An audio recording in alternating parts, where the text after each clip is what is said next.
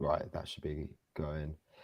Hello, everyone, and welcome back to the Saints View, the channel for something content for our match preview ahead of this weekend's trip to Stamford Bridge to take on Chelsea. There's a lot to discuss as well, as we will be going to Stamford Bridge without a first-team manager.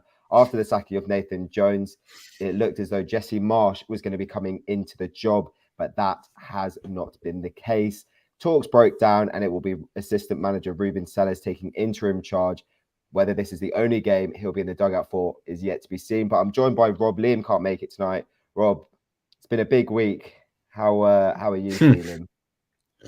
If you asked me that yesterday, before everything broke down with Jesse Marsch, I'd be saying very positive. But now it's just a bit of a, I don't know, a bit off kilter, I think, this week. But no, a lot to discuss tonight, that's for sure. Yeah, I think the best, because obviously we talked about Jones being sacked, and that kind of tied in with the Wolves game a little bit as well in our last stream. So I guess we should talk about kind of the news that's happened since. Obviously, we spoke about Jesse Marsch being mentioned as a potential candidate. Eventually, it did become public knowledge that he was set to take charge. He was set to take the job. Talks have been positive. And obviously, we know that Saints have been tracking him for a long time through his kind of Red Bull days at Salzburg and Leipzig. So when the reports came out that it looked as though he was set to become Southampton manager, what were your thoughts? Did you think that, firstly, how quickly it all was? Did you think that was a good thing? Or did you feel that maybe the board were rushing into it? And secondly, did you think that Marsch could be the man, or could be a realistic candidate, I should say, to actually keep the team in the Premier League? So I tweeted out my thoughts a lot about this, and obviously we spoke about it a lot on our last stream, right? And the space that followed. I think with Marsch, we know, like, it was quite obvious that Saints would have been tracking this guy for a while, just because obviously we brought Ralph in, and Jesse Marsch is incredibly similar to Ralph. So it doesn't shock me that we've got this 60-page dossier on him and have been tracking him for just over half a decade. I didn't feel like the club had rushed it, because it's something which does kind of need to be rushed. I mean, we're going into a very pivotal point now, of not just, you know, this season, but also in the last decade history of the club since we've been in the Premier League. So it is, you know, it is do or die now. We needed to be quick and get someone in, but get the right person in. When the news broke about him not being our manager, I was really disappointed, because I feel like with the fan base, instantly everyone was a little bit like, oh, yeah, I'm a little bit underwhelmed. Jesse Marsch, he just failed at Leeds, he's going to come to Saints. But when you look a little bit deeper, it's almost like he's more suited to the Southampton job than he was the Leeds job in terms of available squad and how the club plays anyway, with our roots already being in the Gegenpress of 4-2-2 that we played for 3.5 years under Ralph. So I think it would have been an easier job, and a job that actually made more sense than him taking the Leeds role. And I feel like the fan base had really come around to that and started to understand actually why we were looking at this guy, and why he was our number one target. So for it to all fall through over, you know, people have said about contract length and whether Marsch felt like it was the right time to take the job. Obviously, we will never know why it fell through. But it does seem disappointing. And it's another big decision, which could have been Martin Semmens, could have been Sport Republic, Rasmus Ankerson, probably a mix of both. But it's another thing which, unfortunately, the board have failed to provide the fans. So it's like, how much rubbish are the fans going to have to take this season before we see some competency on big decisions? It's really disappointing from my point of view. Yeah, I'm disappointed as well, and I completely agree with your point about him being better suited to Southampton than Leeds. I think we actually spoke about this in the last stream, regarding the argument that Leeds fans never particularly warmed to him fully because of the whole relationship with Bielsa and the attachment to Bielsa. So I do think, even though Saints fans would have been underwhelmed, or a lot of them were kind of underwhelmed to see that name linked, I do think, look, who knows if he would have kept this up? Hindsight's a wonderful thing, but I do think he would have given it a good go, and I do think he would have improved this side. You know, we've said it time and time again. That's a good squad of players to work with for any manager. Yeah. You know, absolutely. We said it time and time again as well, that, you know, the league is very competitive. So for me anyway, there's not really such thing as a team that's too good to go down anymore, when you kind of regard at least teams in the bottom half. But ultimately, he's not going to be our manager. It's going to be assistant manager Ruben Selles taking charge for the Chelsea game. Someone who hasn't really been documented that much by the club themselves. I think there's might have been one interview when he first joined. But from everything I've read, at least over the course of the season, it sounds like he's highly regarded. He's well liked by the players. But also, from what I've read recently this week, it sounds like he doesn't take any shit either. No, does it at all? And maybe that is what we need. This is two managers who have lost their jobs because, okay, don't get me wrong, they've been tactically inept, they've made wrong decisions. But at the same time, those players, a lot of them, have to take a lot of blame for the situation we're in, majorly underperforming, because as we've said time and time again, that is a good squad of players to work with. But I guess we have to look at the short term. We know that Ruben Selles is at least going to be in charge for one game. Looking at his CV, because I think it's worth a little refresher, given that he is potentially going to be in a situation where he leads us for the remaining 16 Premier League games of the season. Various assistant roles at random clubs. I couldn't even tell you which countries these are in. Obviously, Karabag is one we know about. Under 18s manager of Valencia for, a couple of months. I'm just looking at it. Assistant at Copenhagen for a year and a half. And then obviously taking the role at Southampton. So,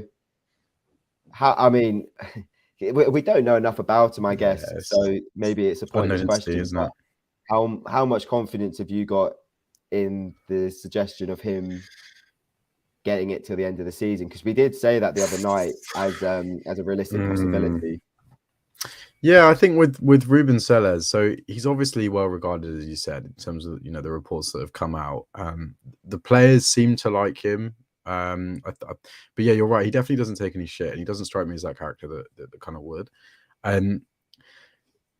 I think when you look at Ruben Selles, right? So he's come from Copenhagen after being at Valencia, as you said. Big step up anyway to go from Copenhagen to assistant manager at Saints. That's a huge step up, regardless really of him taking the manager position. I think when you look at Ruben Selles, right? He's been here since it was in August, July, June time that he came in. So he had time under Ralph, and he also had time under Nathan Jones. I don't know how much influence he had with Jones, but I'm pretty sure he had a lot of influence when it came to Ralph. And he came in, I believe in the Athletic article when he came in, they spoke a lot about him improving set pieces and taking over as a dead ball specialist. We haven't improved from set pieces; we've got worse, right? Simple as that. I mean, the management that we saw under Ralph wasn't great anyway. Towards the tail end of that season, maybe Selles didn't have the influence, but it doesn't show promise, does it? That our assistant manager, we still were as bad with him in as we were kind of before him. But we don't know how much influence he has had behind the scenes in terms of tactics, man and management, in terms of picking the team. I'm sure I hope anyway, he would pick a different team to what Jones has done over the last couple of weeks. I think, Dan, we've said it before. Me and you've basically subjected ourselves to relegation now, even though we're only 4 points adrift. So if we need to give it to Selles for a couple of games or even the rest of the season, so be it. We don't have any decision in that, do we? Do I think that's the right move from the club? No, and they should have backups, which they know that they can get in the event of Jones not working, because it was only in October that they had to even look for a new manager anyway. So I would assume that they would have a portfolio of managers that they can look at. But yeah, overall, Selles, we're starting to see what kind of team he brings out of Chelsea. We spoke before the stream about the Sheffield Wednesday game, his last game that he was in charge of us. And, you're correct in saying that he just didn't have enough time to implement any ideas. But who knows? I understand from just going back through old tweets and interviews and whatnot, he does like to play a 4-2-3-1 or a 4-3-3. That's what he used at Valencia, and I think that's what they used at Copenhagen as well. So hopefully, we all want to see a 4-3-3 or a 4-2-3-1. That's what every fan wants to see at the moment, instead of just get rid of the 5-back stuff. Because at the end of the day, playing safe is not going to keep us up. We need to score goals to stay up. That's simple as that. We need to win games, not draw them. We need to keep clean. So yeah, no. Exactly. Yeah, we just got to see what happens, haven't we? There's not a lot we can do about it. If the club back him that much, then sure. But their judgment hasn't been great over the last couple of months, I would say, when it comes to appointing managers. So yeah, it is just an unknown entity. I don't know how much confidence I have in him, to be honest with you. It's completely unknown. Yeah, no, I echo that. I mean, the only positive I can kind of think of is obviously at Ankerson's last club, Brentford, he employed Thomas Frank from assistant to full-time manager, and that worked wonders. So who knows? We'll have to see. But ultimately, it's a situation. Well, it's a car crash. It's another bump in the road in what has been a car crash season, and it's a major disappointment. We don't even need to go into what happened with Marsch. It probably was down to contract, and I think you can accept that. I think you can accept his reluctance to sign for just 6 months. You know, there's no guarantee in that. Absolutely. Regardless of the argument that it's no risk for him, he either goes into a club where it looked almost impossible to keep them up, or he works a miracle and does keep them up. So yeah, absolutely. Well, it's another kick in the teeth, but ultimately there are 16 games, and we've said it before. The gap between where we are now and survival is not big at all. It's just about how quickly and by how much is that gap going to open up. You know, we're going to have to start picking up points very, very soon, or now, really. And we'll talk about the Chelsea game in a sec. But if a candidate that fills you with zero confidence regarding keeping the club in the Premier League was to emerge, would you rather that, or would you just accept that Selles is going to take it and we just have to cross our fingers that he can work some sort of magic? Because for me, it seems like a waste of time now just to hire someone for the sake of it if there's a lack of confidence from the fan base. I believe that every supporter is going to be behind Selles. You know, he's been put in a really unfortunate situation, but it's one that I'm sure he'll be delighted about. You know, he'll be thriving to make his mark in the Premier League. Obviously, the game he took charge of back in November was a Carabao Cup game against Sheffield Wednesday. So this is, I mean, it doesn't get much bigger than this, taking his side to Chelsea in the Premier League. No, it doesn't at all. To make your managerial bow. But this is a good point, actually. He does have virtually a full squad for Saturday. Obviously, we'll hear from him tomorrow in the press conference. But it does seem like Walker-Peters could be back. And that's the other thing I wanted to talk about. The main thing that struck me, and this is before all the Marsch stuff happened, the main thing that struck me, and I think a lot of people picked up on it on Twitter, was the first video the club released of training after Jones was sacked and Selles was taking it. So many smiles. I mean, Cheshire cats all over the pitch. You know, ear to ear grins. It tells it. Looks, and I think that emphasizes it. And I believe that Selles is a character that the players like, that they enjoy working with. Whether there's any confidence that he can be the man to keep us up, we'll obviously have to see. But there's a whole lot of unknowns right now. But what I guarantee is, or at least God hope, he's got some sort of sense that we will see a team on Saturday a lot closer to what the fans have been crying out for the last two months, basically since the World Cup break ended. We just want to see energy, don't we? Really, I think we just want to see effort. You know, when you go every week and watch a team that's bottom of the league, you just want to see them put the same amount of effort in as it took you to get there, right? As a fan traveling, you want to see that reciprocated in a performance, man on man. So when you go to Villa Park or Molineux and you see a team outrun you and outplay you, and you know, it is really frustrating. So I think Ruben Selles is completely correct to really get into these players, because they do need to share some of the blame. I think, you know, that is something that might have potentially gone under the radar under the Jones era. And no more Yanni B. Yes, yeah, absolutely. That needs to be echoed. So I think it'll be really, really important to understand on Saturday that lineup, because potentially if he does leave out, you know, your Saleta Sars, that we were thinking, well, why aren't they in the team if they've fallen out with Jones? Potentially, it could have been Saleta-Sarr's problem as to why he wasn't in the squad. If Jan Bednarek plays again, I echo that. Rooney and Lampard, absolutely not, or Gerrard, no thank you. But I think it will be very interesting to see what kind of lineup he goes with. Which players does he entrust at a big game against Chelsea? So, yeah, we'll see what tricks he does have up his sleeve. I don't know if he definitely doesn't have enough time to make a huge impact for Saturday, of course. But I'd hope that with a week's we play Grimsby on Wednesday next week, right? Mm-hmm. So that might be a good time to implement some of the stuff he's wanting to train. After Tuesday? After Leeds. It's the It's Wednesday after Leeds we play Grimsby. Right, okay, yeah. So then he has a full week after Chelsea, implement his strategy. Then he's got the Leeds game to play with it. And then he's got the Grimsby game to play some of the second string players. So yeah, I think he will have enough time to implement a strategy. And I think it'll be really interesting to see on Saturday if those players which might, in the fan base's view, should have got minutes under Jones, like Saleta-Sarr. So yeah, we'll see how that works. But yeah, no, I mean, very interesting. I think that Leeds game's going to be really interesting because the way it's looking right now, it's going to be two interim coaches up against each other in a relegation battle. But obviously, focusing on this weekend and Chelsea, it's a club that has been in the news countless times over the course of the season, and not really for the right reasons. Massive spending under the ownership of Todd Boehly these last two transfer windows.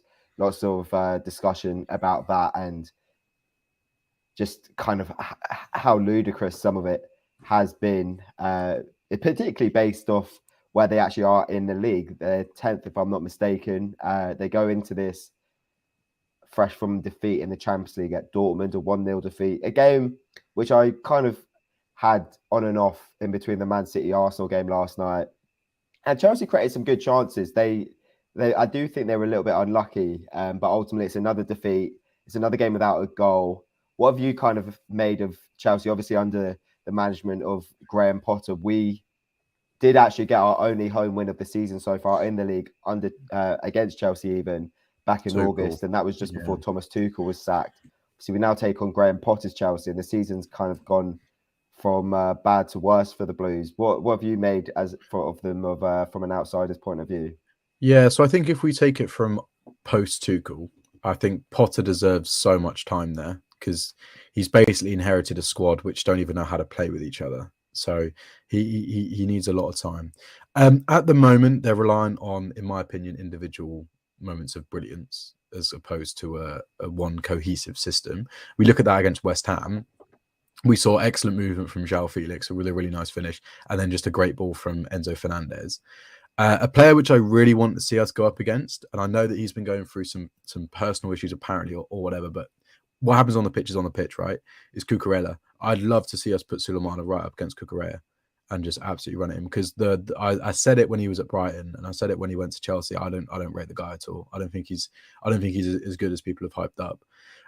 But they've spent all this money and they don't. I mean, on paper they look better, but they don't actually look that much better in game, in my opinion. I think Mudryk looks nice, and obviously João Felix is going to be a hard one to handle, should I say, on Saturday. But when you still have players like Mount, Havertz, Kepa's had a good season, but you have your Cucurella's, that type of thing. Kovacic, I just think that they could have done a lot better with the money that they spent. But I think overall, this Chelsea team and this Chelsea what's the word? Project. That's what I'm looking for. This Chelsea project is probably the most exciting in the league, in my opinion. They got so much money. They're signing so many young players. In the future, it will be great. But at the moment, they've only got 2 wins in 13, 14 games. So it's a game that we should be going there and thinking, right, we can actually get something here. We've got nothing to lose. We are bottom of the league. They're 10th in the league. We've got absolutely. If that was any other team in 10th, we'd think, you got to bring it to them. Doesn't matter just because it's Chelsea. But yeah, as I said, I think they're relying at the moment on individual bits of brilliance rather than a one big cohesive system that Potter will eventually implement. And that project is going to be great. I think if those players gel together within the next 2-3 years, they will 100% be challenging for the title, very similar to what Arsenal have done this year. Yeah, I was about to say it does kind of scream similarities to what Arteta's built at Arsenal. Yeah, it's an exciting project. I think they're ones to watch. in the long term. But right now, it seems to be an absolute shambles. Really, Yeah. it does seem like Graham Potter will be given time, and I am happy for him. You know, I really liked what he did at Brighton. I do hope it works out for him. I have seen a few comments like this on Twitter though, which I'm not even going to begin to entertain. Yeah, that's not even worth because I time. do feel that he's going to get time. But I agree. I completely agree in the sense of we have to go for it. I mean, if we are going to resign ourselves to relegation, well, we haven't actually got many of these sorts of trips left for God knows how long. You know, hopefully it's only a year. It's crazy, isn't it? But if that is going to be the case and we do go down, you know, we've got to make the most of games like this. And for me, anyway, it feels like we have to take confidence. I know it was two completely different managers in the dugouts, but we do have to take confidence from that performance back in August at St. Mary's, you know, because that was an excellent performance and we really nullified them and kind of played to our strengths and really highlighted their weaknesses and just shut them out, really. So we did play very well, didn't we?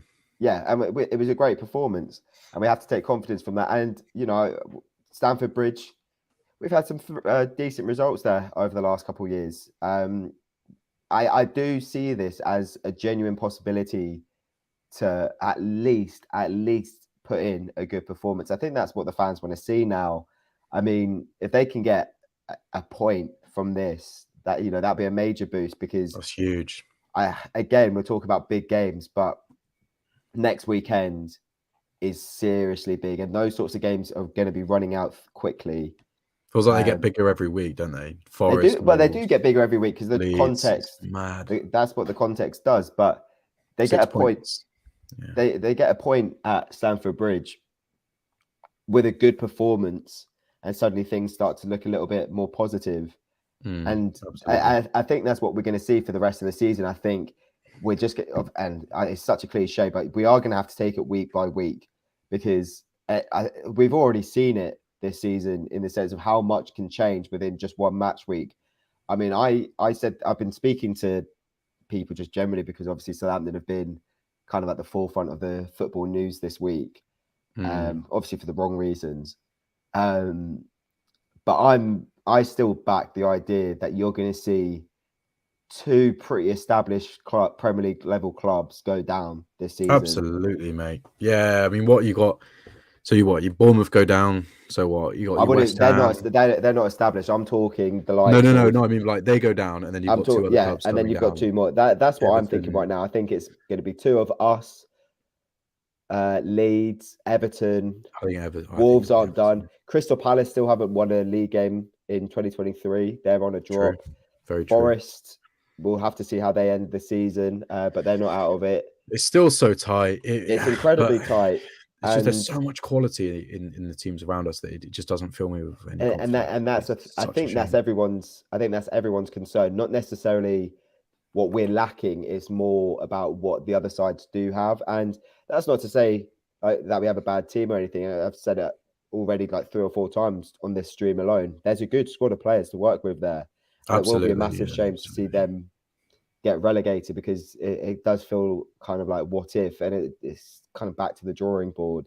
Yeah, but there's an opportunity there. What do you say? 2 wins in 13 or something? So yeah, two wins in 13 for Chelsea under Potter, and obviously they got a draw which they probably deserve to win after the Soucek handball last week. So yeah, Enzo Fernandez, by the way, Christ, he's good, isn't he? But no, I mean when they just lost to Dortmund, didn't they, last night? So also, yeah, that's another thing. They haven't got as much rest as we do. So yeah, we always say that when we play a big team, we've just been in Europe in midweek. But I think the most we can hope for is a performance and a team, or a starting 11, I should say, involving players that we wanted to see. You know, I'm not necessarily saying that Orsic should be starting. I personally haven't really seen enough from him, but I think he has to be involved. Absolutely, a player of that caliber. So that's a start. Obviously, has to be starting. We don't want to see Bednarek there, and I think Selles will be. I'm just hoping he's screwed on. He's listening to that outside noise, or at least he's got a bit of common sense. This club desperately needs some competency in its ranks fast. Desperately. Yeah, absolutely. I mean, I think there are a handful of players who seem to be a given. in terms of starting. Obviously, Ward-Prowse is the first name in the team sheet. I think, obviously, Suleiman is going to be one of the first names on the team sheet after last week. Unreal player. There's a decision probably to be made with Onuachu. I'd play Onuachu. So because, likewise, I just think because Chelsea's back line. I mean, we need a big man up against Badashile because he's huge. Che won't be able to do anything against him. In my opinion. I agree with that. So it's a lot of what ifs, but I'm quietly confident that this, not necessarily for a result, but for a performance, I think this could be a game. I mean, like we've been saying, every game week by week is going to be huge, and we're still crying out for that turning point. I think we all thought Everton was going to be it, but that obviously wasn't the case. But this does feel like a big game. This does feel like something. I think there's something there for us, 100%. Which tells you everything about Chelsea this year, really, given that we're bottom of the league, 7 defeats in 8. Yeah, and we think we can, or at least I think we can leave Stamford Bridge. No, I'd say that you're completely right. There's something for us in this game. It's whether we can find it. All right. We just got to get the best out of our players. And I don't know whether that's a system thing or whether that's an effort level. But yeah, but whatever happens for the rest of the season, Sulemana is going to be key to everything that we do now. Agreed. He is the boy. He is the boy. As what Liam was saying about when we talk about Marsch last stream, in terms of the players need an arm around the shoulder, I think Selles provides that. I think I agree.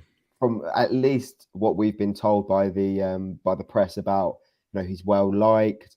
The club regard him highly as well. Reports today saying that there's a possibility they're open to giving it to him for the rest of the season. Personally, it's a weird one. We'll have to see what happens on Saturday. For me, it feels like that's resigning yourself to relegation with, a good amount of games still to go. But we'll obviously see what happens, and that's a conversation to have another time. But I don't think there's much else really to say. I think we just want to perform, as always with these sorts of games. We just want a performance, but at the same time, for me, I think there's an opportunity there. I do think there could be something there for us if we're on it on the day. Well, there you are, mate. There you are. What would you line up with? I don't think he'll make drastic changes. I don't necessarily think that would make too much sense. I think there are obvious ones that fans would like to see. I think a certain Jan Bednarek being excluded is probably high up that priority list. But there's some players in there that I think have been a little bit unlucky in terms of game time recently. Who deserve? I think Edozie could well be in line for a start. Edozie up against, was it Reece James is back, isn't he? So yeah, but Sulemana against who will it be? Cucurella. That's going to be a good battle. Chilwell's not favoured, I don't think, or he might still be injured. That's going to be a good battle. So we'll have to see how that one goes. But what did you say about his preferred formation at Valencia? So he normally played a 4-2-3-1 at Copenhagen, I think. Well, I think, or a 4-3-3. Well, I think he could take the idea of playing Prowse as a 10, because it did seem to actually work quite well. And once again, it does look like we're going to have to rely on his goals to keep us somewhat near survival.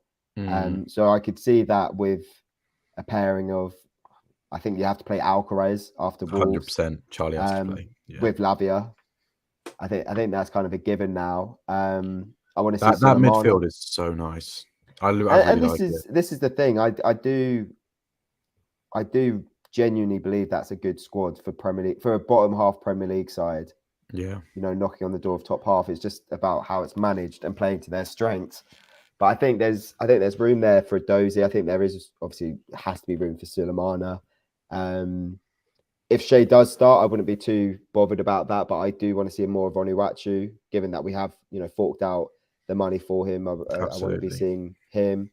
Personally, I don't think Orsic warrants a start at the moment. I think that's fair.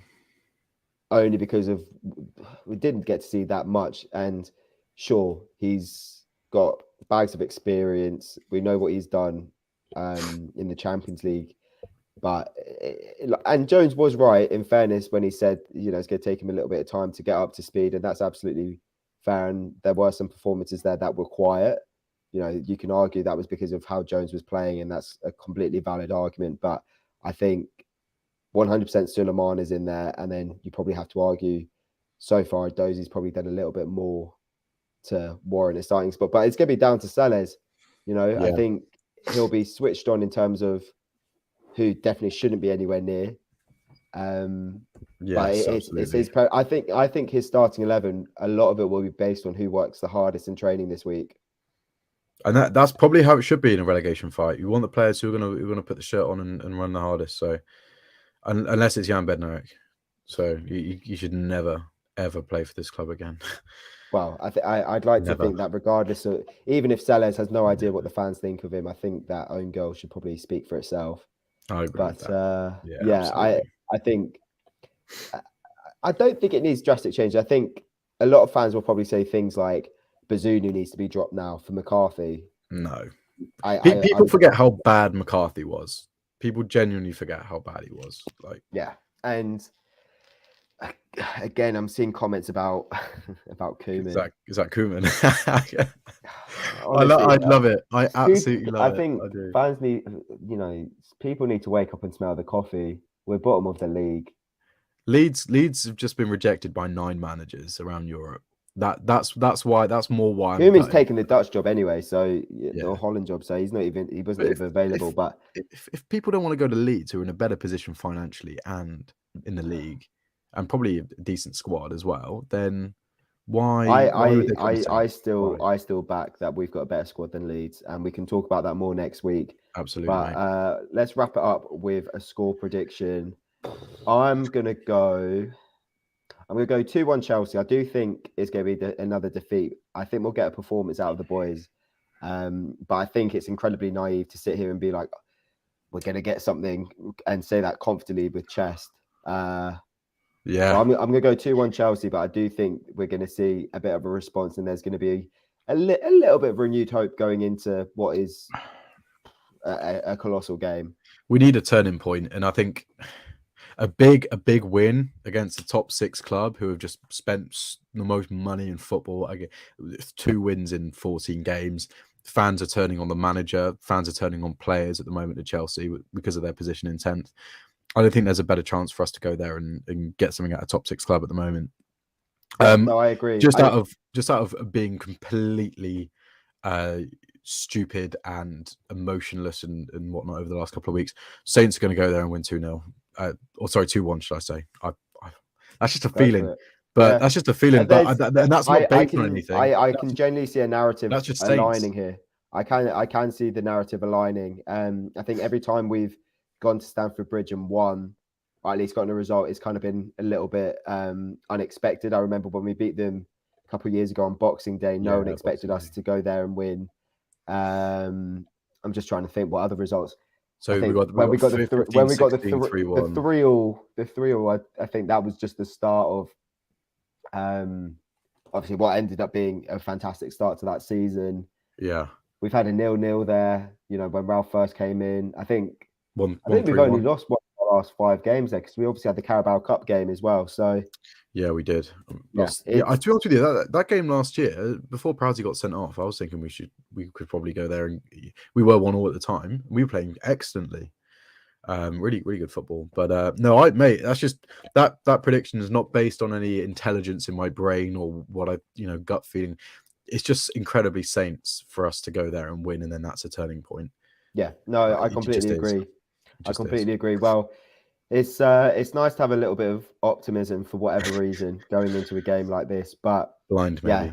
There's going to have to be a turning point at some point if we are going to stay up. And I think it could well be a fixture like this. But there's a lot to be learned from Saturday. I am very excited to kind of keep up with it. I won't be going, but I'll be trying to keep up as much as possible. Of course. And ahead of going to Leeds next weekend, which already feels like a big one. But thank you everyone who has watched live, and if you are watching on repeat, make sure to subscribe to the channel if you haven't yet already with your notifications turned on. Follow us on all of our socials, and we'll see you for a review after the Chelsea game talking about hopefully a big 3 points. Take it easy, guys. Take care, Thank and you. we'll see you soon.